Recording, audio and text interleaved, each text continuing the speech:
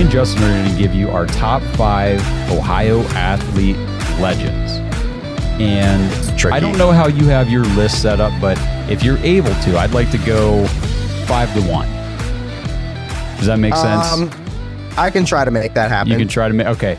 So I can try that. I'll give my number 5, and then you give your number 5, and we'll kind of go back and forth. How's that? We can try to make that work, yeah. Okay, cool.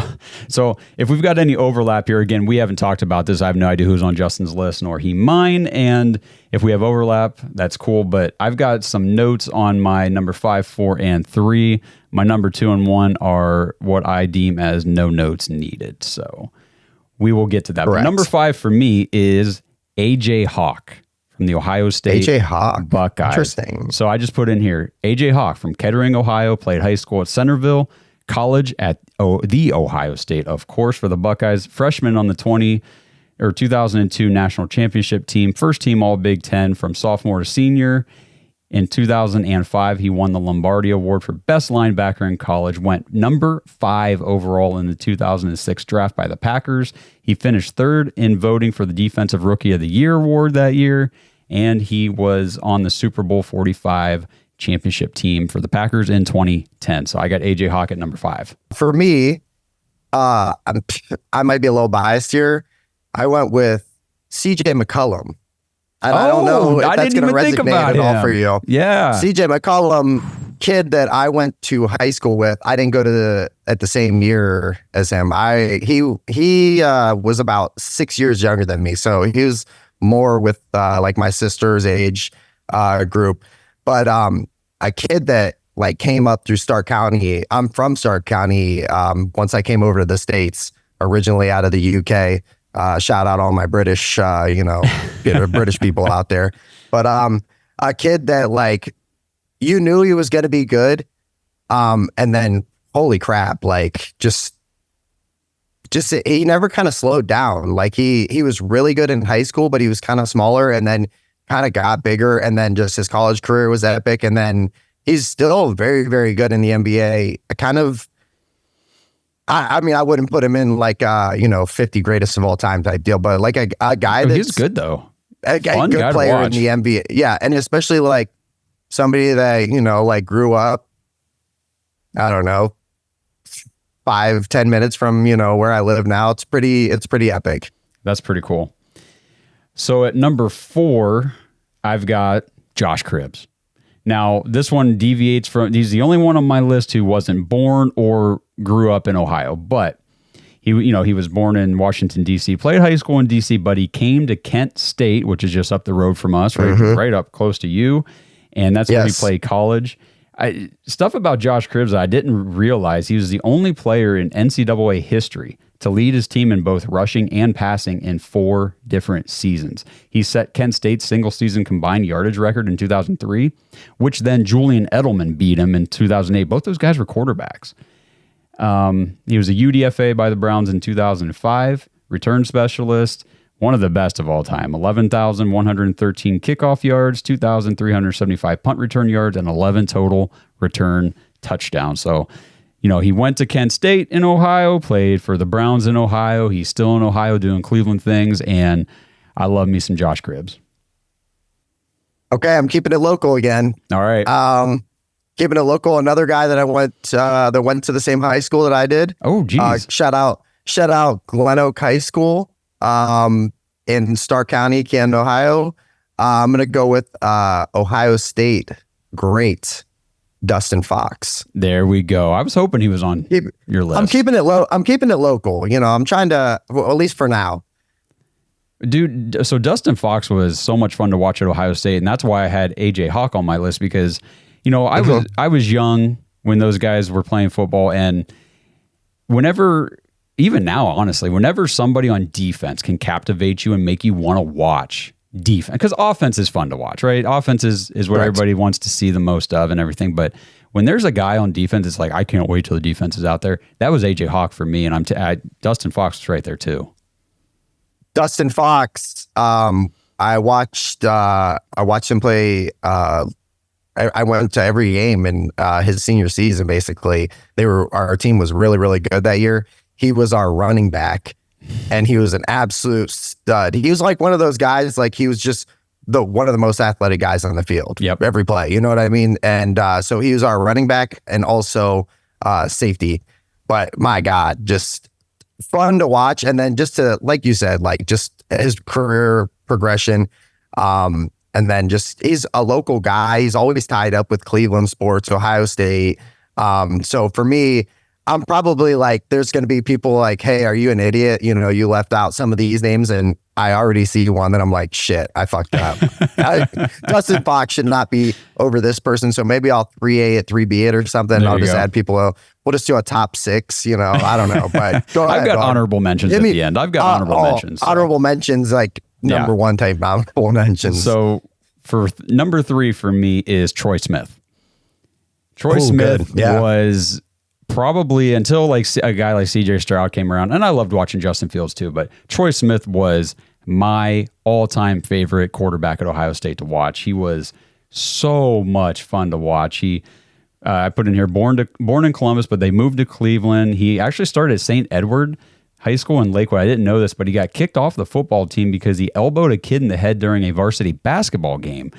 Must have been intentional because he got himself kicked off. So then he transferred to Glenville, which Ted Ginn Sr. was the coach. He played with Ted Ginn Jr., who also went to Ohio State. He redshirted his first year. He was on that 2002 national championship team. He actually started out playing as a running back for Ohio State. And then, do you remember Justin Zwick?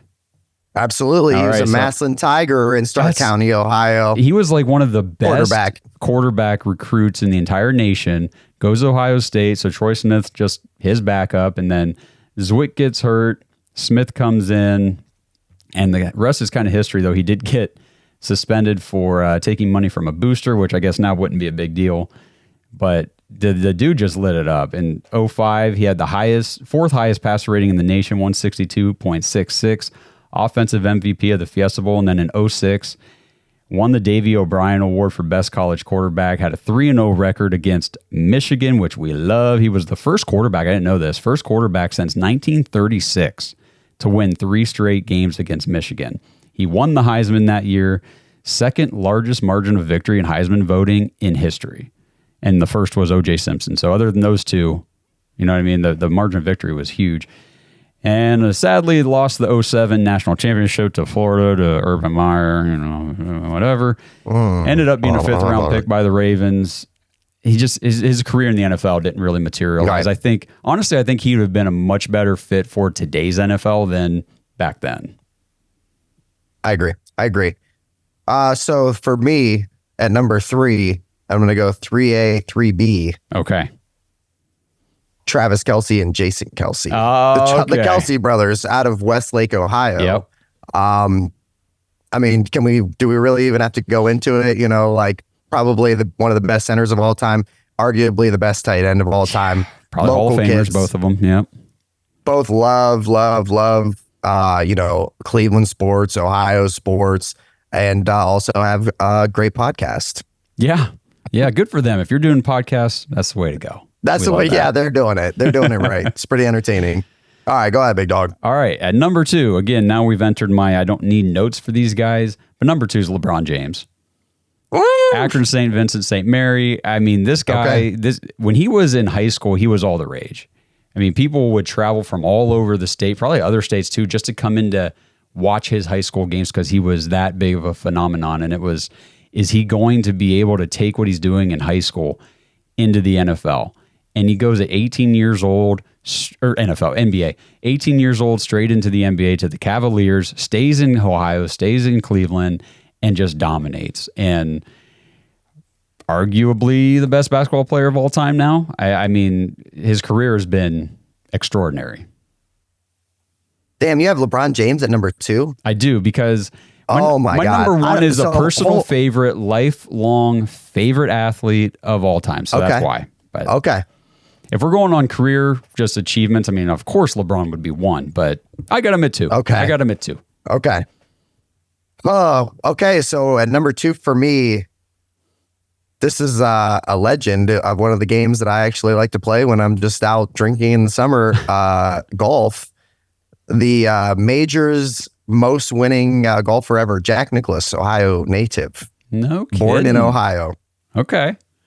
The Golden Bear, baby. 18 major wins. We thought that was going to come down, and then Tiger Woods ran into some issues, but, it's Jack, Yeah. It's the Golden Bear. Stud. Good one. Straight stud. That's cool, man. That's interesting, man. You got yourself a good list. I like that. He was born in Columbus, Ohio. So, it's not like he was, up the road or anything, but Right. about 2.5 hours up the road, home. That was home base. Nice. So my number one, you ready for who got one over LeBron? I'm super, I have no idea where you're going to go with this. Number one, a guy that I just couldn't get enough of growing up was Ken Griffey Jr. Ken Griffey Really? Jr. Okay. Was not born in Ohio, but moved to Cincinnati when Correct. he was 3 years old. Played high school in Cincinnati. His dad played for the Reds. He ended up getting drafted by the Mariners, but then came back and played most of his career with the Reds. Ken Griffey Jr. made baseball for me when I was a kid. I mean, I loved all the players. I followed baseball a lot when I was a kid. I don't give two shits about it now, but he was that guy for me. The way his batting stance, I wanted to be Ken Griffey Jr. I wanted to play center field. I'm a right-handed thrower. I wanted to throw left-handed. I wanted to be Ken Griffey Jr. and hat backwards, bro. Yep, batting. I wore my hat backwards to school all the time, man. There's a swagger about him. I mean, and it's still, I think he kind of set the tone for, many generations of future baseball players. I know as a kid, when you were playing baseball in the backyard, that's the guy you wanted to be. You know what I mean? When you lined up. Yep. Hall of Famer now. So Ken Griffey Jr., number one for me. What about you? For me personally, it's got to be LeBron James. Okay. I figured that's who you had at one. It's LeBron James, and only just because it's a crazy story. Literally 15 minutes up the road for me, this kid was born. Tough, tough life. Phenom in high school. People were talking about him when he was 11, 12 years old. And then you watched as a Cleveland fan and a fan of Ohio sports, I got to watch this kid's journey all the way up and the doubters and everything. And you watch just how special he was. And when he was with the Cavs the first time, you were like, God, we're so lucky to have this guy, but we can't get enough around him to actually, it was always just something would happen. It was always, we ran into an Orlando team or a San Antonio team in the finals. And it was it was tough. And then to finally bring one home, in 2016, to bring a title home to Cleveland. For me, I swear to people, I tell people all the time, that was something I had put to bed that I would never get to see a Cleveland sports title in my life. So to get to see that, it was just so special, man.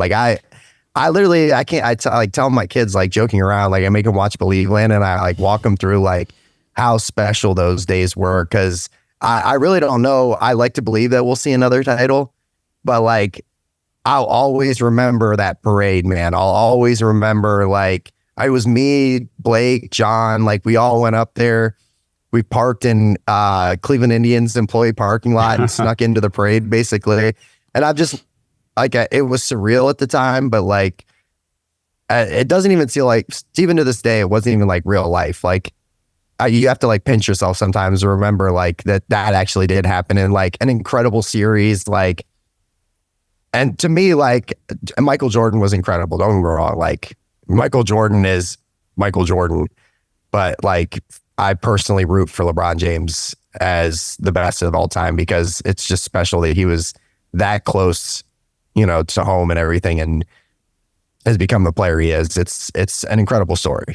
It really is. It really is. He would have been one for me, but I had to save it for Ken. But we left a couple off too. We did. So we've got some honorable mentions, and I will tell you right now that the ones I listed out just that I wanted to throw out there after my official list was done. These are what I kept this list intentional. I have 5 guys that are local, 5 guys that are from where I grew up, and one of them I definitely grew up with. So this list is kind of specific to that. But who do you have as honorable mentions? There's 2, and you could honestly put them easy top 3, both of them. And you could even make the argument top 2. Okay. It's that. So number one, the first one, Steph Curry. Hate him or love him.